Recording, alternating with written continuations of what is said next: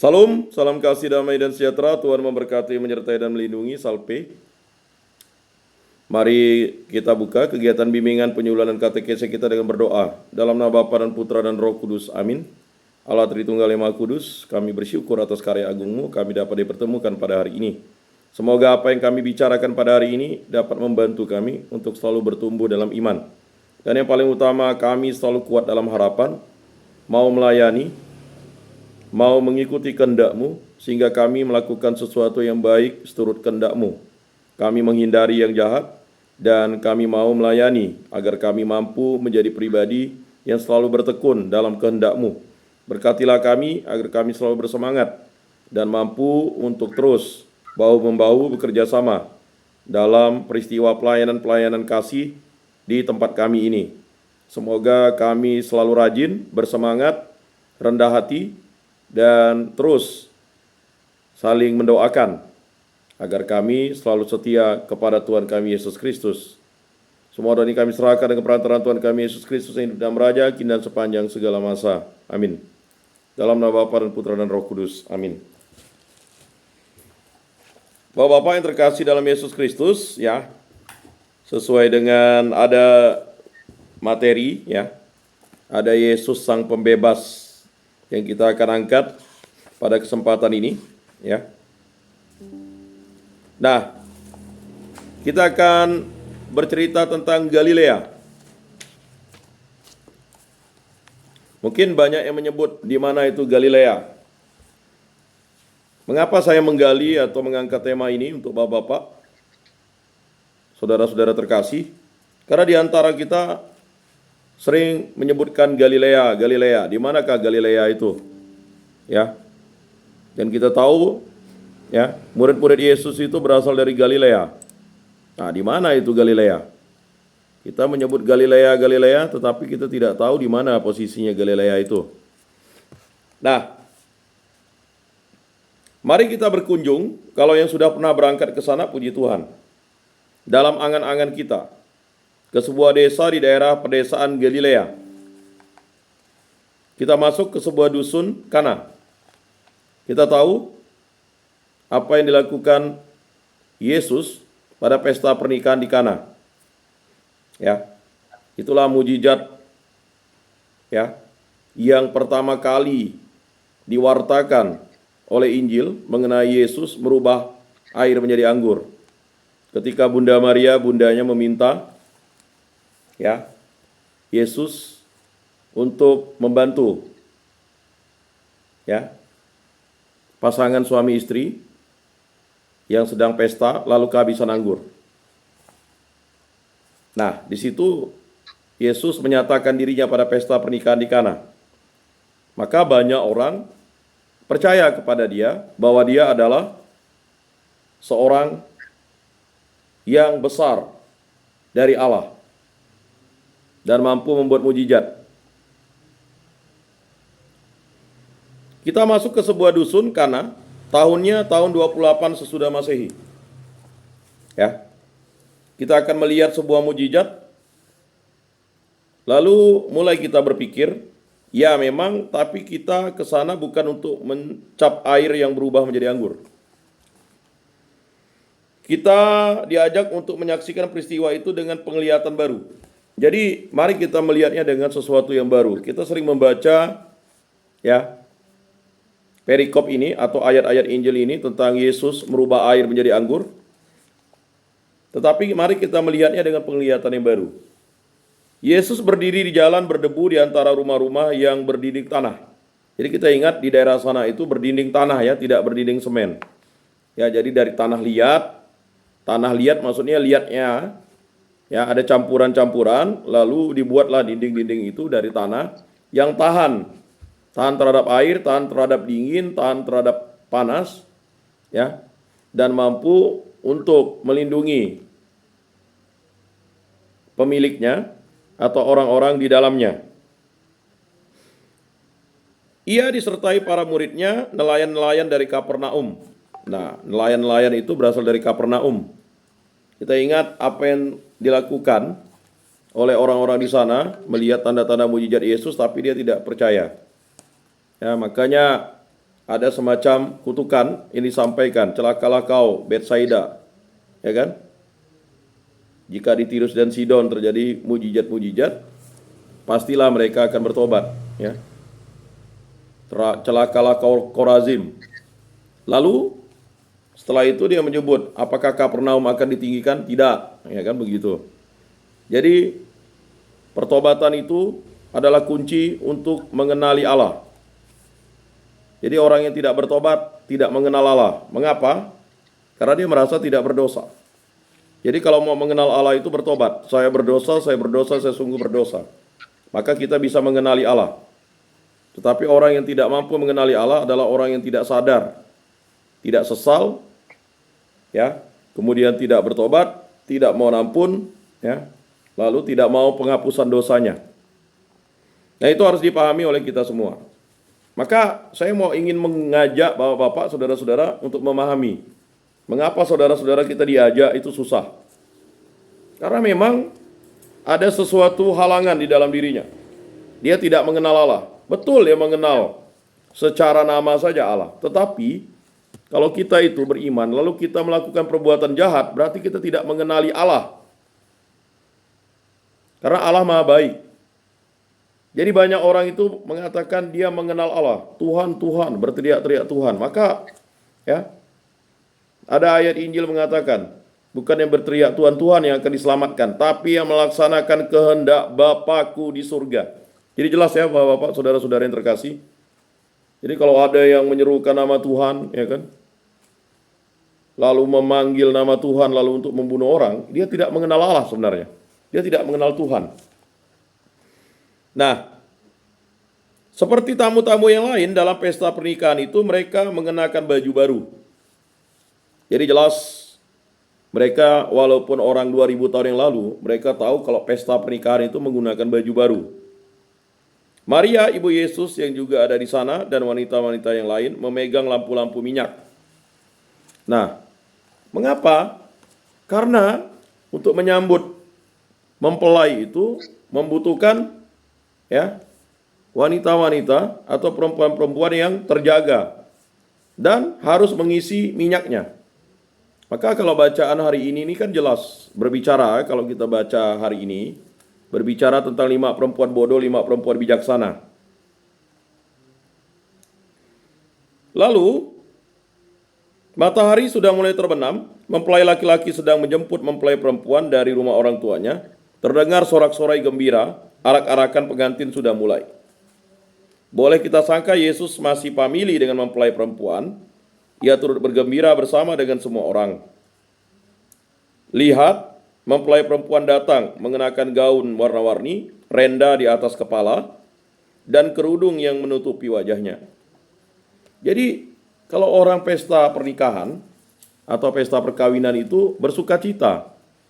Jadi cukup aneh kalau misalnya kita punya keluarga lalu kita itu tidak bersuka cita ketika kita mendengar ya keponaan menikah, saudara menikah.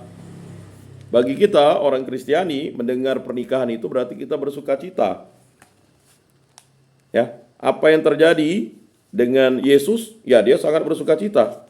Karena mempelai perempuan ya dipersunting oleh mempelai laki-laki. Dan mempelai laki-laki harus menjemput mempelai perempuan dari rumah orang tuanya. Terdengar sorak-sorai gembira, arak-arakan pengantin sudah mulai. Boleh kita sangka Yesus masih famili dengan mempelai perempuan. Ia turut bergembira bersama dengan semua orang. Lihat, mempelai perempuan datang mengenakan gaun warna-warni, renda di atas kepala, dan kerudung yang menutupi wajahnya. Ya. Bunyi seruling-seruling ditiup melengking, nyaring, suara genderang-genderang ditabuh, berkumandang riang. Orang menyanyi dan menari mengikuti irama musik. Arak-arakan berhenti, ayah mempelai perempuan membuka kerudung wajah anaknya dan menaruhkannya pada bahu mempelai laki-laki dengan berkata, lambang pemerintahan ada di atas bahunya. Mempelai perempuan dan mempelai laki-laki saling berpandangan. Tepuk tangan dan sorak-sorai orang-orang meledak. Yesus pun tersenyum kepada sepasang pengantin itu ketika mereka melihatnya. Apa yang dipikirkannya? Pasti Pada saat itu ia tidak berpikir tentang keresmian hukum yang memateraikan perkawinan itu pagi atau siang tadi. Pada waktu itu kedua keluarga menandatangani kontrak tertulis. Ya. Ketubah. Ya, kontrak tertulis, ketubah namanya. Yang menetapkan uang tanggungan yang akan diterima oleh mempelai perempuan kalau terjadi perceraian. Jadi di sana 2000 tahun yang lalu itu sudah ada namanya kontrak tertulis, ketubah namanya. Jika ya misalnya terjadi perceraian, ya, itu akan diterima oleh mempelai perempuan. Mengapa? Karena mereka mempelai perempuan tidak memiliki pekerjaan, kan? Beda dengan sekarang di kita. Ya, ketika berpisah, istrinya atau mantan istrinya tidak dikasih. Ya. Jadi memang berbeda adat istiadat di sana dan di sini. Nah, tetapi boleh jadi kalau misalnya itu sudah diikat dengan kontrak oleh negara, nah di pengadilan harta gona gini itu ya akan dibagi tergantung porsi-porsi pemiliknya. Dan sering terjadi ada pemisahan harta sebelum perkawinan. Misalnya mempelai perempuan memiliki mobil dan rumah, mempelai laki-laki memiliki sebidang tanah dan rumah. Nah, mereka bersepakat bahwa itu adalah harta yang dimiliki sebelum mereka menikah. Jadi kalau terjadi perpisahan, harta gona gini itu ya tidak boleh menjadi milik ya pasangannya, kecuali harta yang didapatkan hasil kerjasama atau waktu berumah tangga. Nah, itu pun ya lihat dulu jatuhnya kemana. Kalau memiliki anak, jatuhnya ke anak, tapi lihat dulu lagi apakah anaknya itu sudah cakap hukum. Hal-hal semacam ini memang menjadi persoalan. Ya, jangankan misalnya orang tua yang berpisah. Orang tua yang salah satunya meninggal juga menjadi masalah kalau itu tidak dibicarakan. Tetapi kita lihat di sini, ya. Yesus sama sekali tidak senang terhadap mudahnya beberapa ahli kitab membiarkan perceraian itu. Jelas. Jadi bagi bapak-bapak yang menceraikan istrinya, Allah tidak senang. Jangan perceraian yang bapak-bapak lakukan, apalagi kalau bapak-bapak telah diberkati. Bagi yang Katolik telah menerima sakramen perkawinan. Bagi yang belum di gereja non-Katolik atau di gereja denominasi Kristen, ya, ada pemberkatan perkawinan. Jadi Allah tidak senang akan perceraian. Jelas ya? Kalau Allah tidak senang dengan perceraian, siap-siap Anda dikutuk. Ya, itu jelas. Jadi bapak-bapak, saudara-saudara yang terkasih dalam Yesus Kristus, jadi kalau Allah tidak senang, mengapa kita lalu menyenangi perpisahan? Nah, ini harus dipahamkan kepada anak cucu kita. Apalagi bapak-bapak nanti punya anak cucu.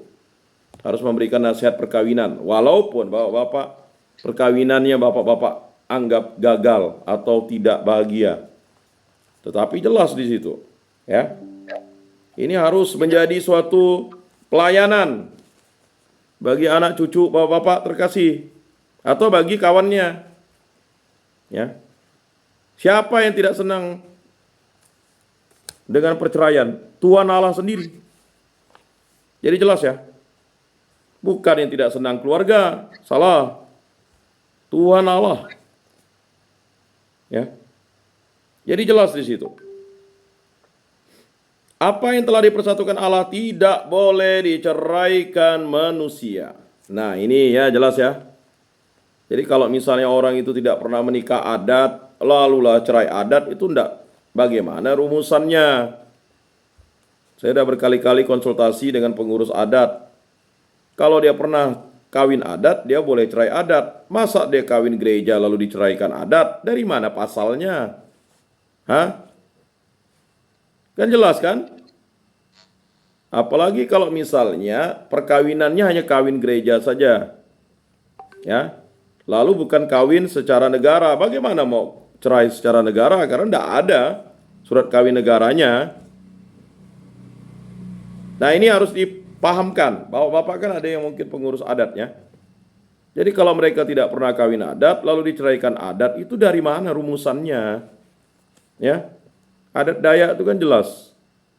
Adat lebih Tuhan marah, adat kurang hantu yang marah. Nah, itu maksudnya untuk menegaskan bahwa adat itu tidak bisa dipermainkan. Ya. Jadi jangan orang ini tak pernah kawin adat, lalu dia cerai adat. Dari mana pasalnya, rumusnya? Siap-siap. Ya. Jadi ada rumusan yang jelas dalam hukum perkawinan yang sudah digariskan oleh Tuhan Allah. Apa yang dipersatukan Allah tidak boleh diceraikan oleh manusia. Sekali lagi, apa yang dipersatukan Allah tidak boleh diceraikan oleh manusia. Jadi tidak ada yang boleh menceraikan itu. Ya. Kecuali dalam hal-hal khusus bahwa perkawinan itu tidak dipersatukan Allah. Misalnya, ya, ada ancaman pembunuhan, ya, lalu menikah karena, ya, ia diperkosa, diguna-gunai. Tapi itu pun dilihat lagi, ya, tidak sembarang. Makanya kalau di gereja Katolik itu ada penyelidikan kanonik, penyelidikan. Tidak sembarang, ya, tidak asal-asal terima, ya, dicek dulu kejujurannya. Nah, akan tetapi pada saat ini Yesus tidak memikirkan soal perceraian. Seperti tamu-tamu yang lain dalam pesta pernikahan